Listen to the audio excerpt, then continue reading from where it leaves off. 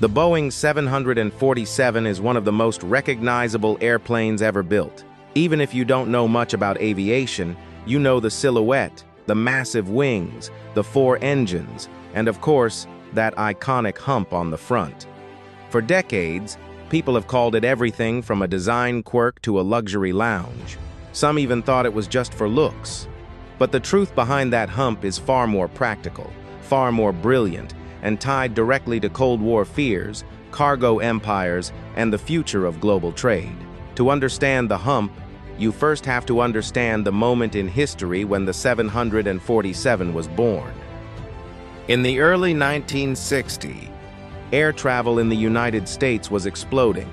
Airports were packed, airlines were fighting for passengers. And Juan Trippe, the legendary head of Pan Am, wanted a plane so big it would completely change international travel. He didn't just want a larger aircraft. He wanted a flying giant that could move people across oceans at a price ordinary Americans could afford.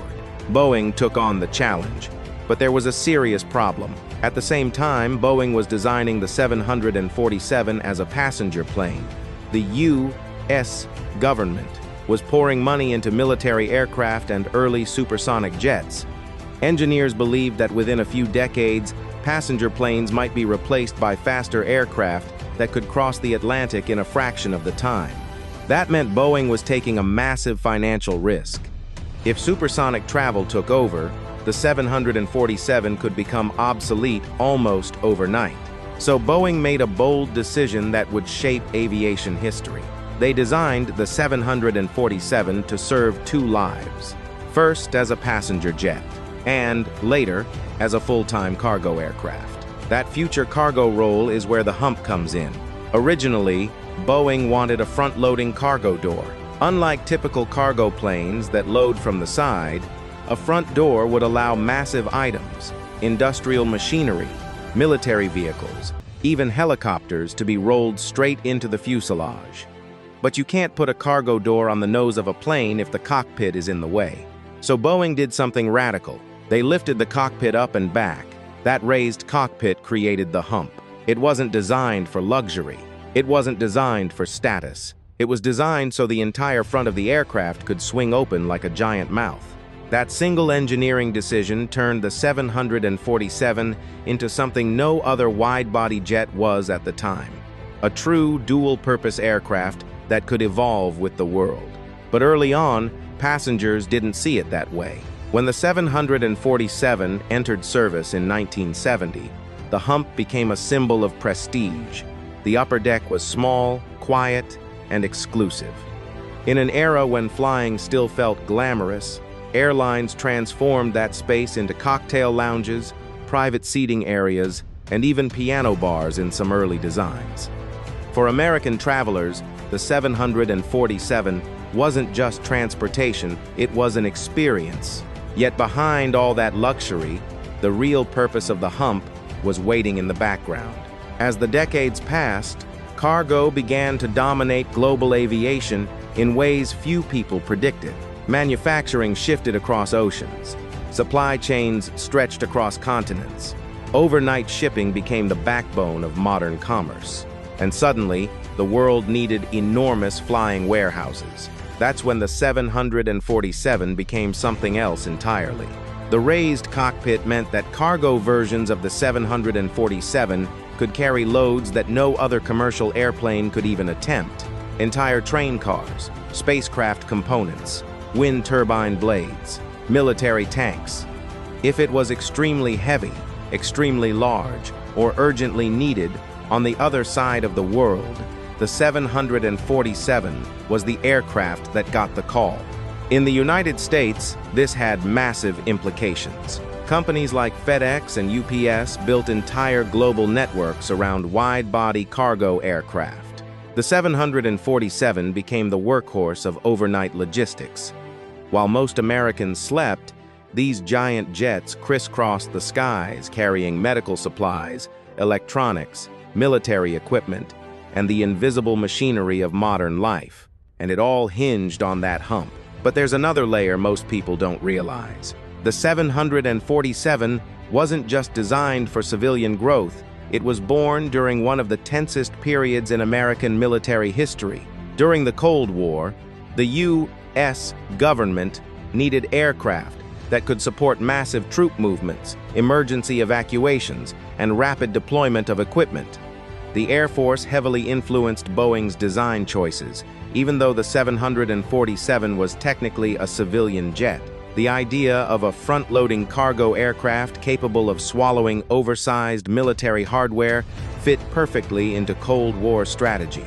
In fact, several specialized versions of the 747 were later built specifically for military and government use, including the aircraft that carry Air Force One today. Those presidential planes also have a raised upper deck, derived directly from the original Hump design. Inside, that space now holds secure communications, command centers, and private presidential quarters. The same design born from cargo loading now gives the President of the United States a flying command post. But the Hump wasn't perfect. As airline economics shifted, newer airplanes began to outpace the 747 inches efficiency. The raised cockpit meant the nose could swing open vertically.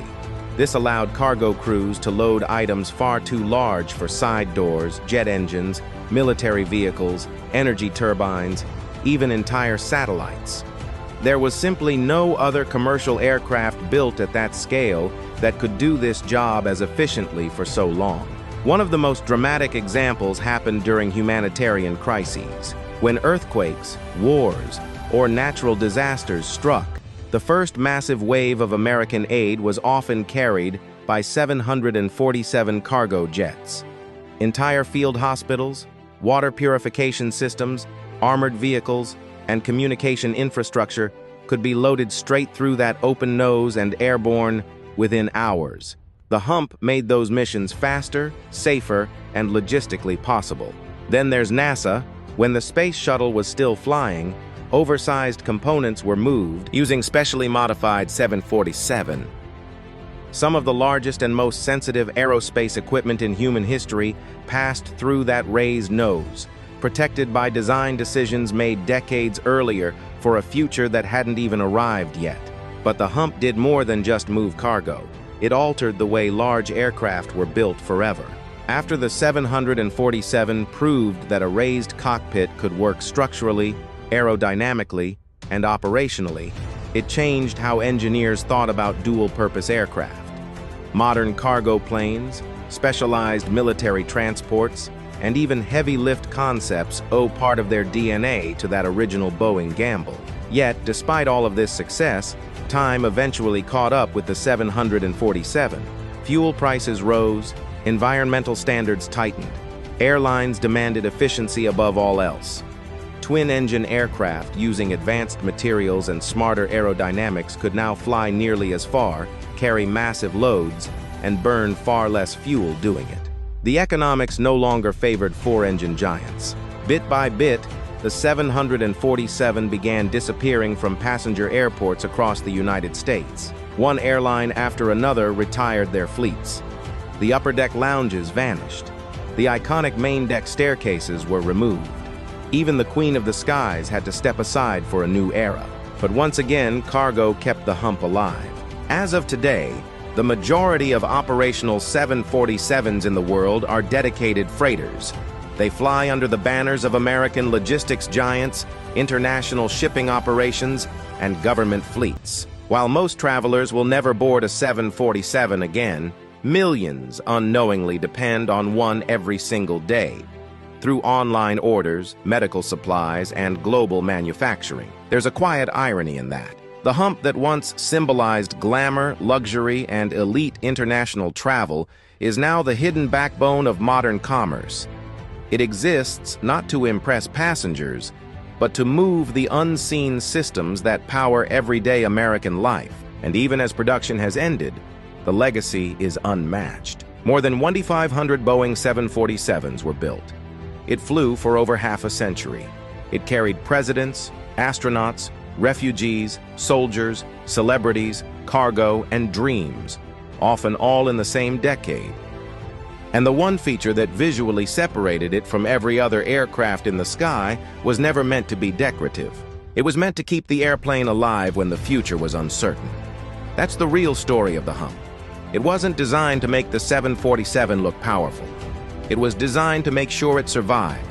And in doing so, it reshaped aviation, global shipping, military logistics, space exploration, and even the way Americans receive packages on their doorsteps. The next time you see a photo of a 747 silhouetted against the sky with that unmistakable raised crown at the front, remember, you're not looking at luxury.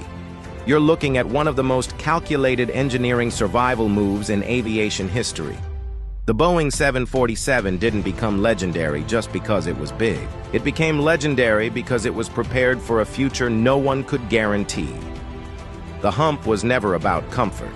It was about adaptation. And in a world where technology can change faster than anyone expects, that might be the most powerful design lesson ever built into an airplane. If you enjoyed this deep dive into the hidden engineering stories behind the machines that shape our world, make sure to like the video, subscribe to the channel, and turn on notifications so you don't miss what's coming next. Because sometimes the most important part of history is hiding in plain sight.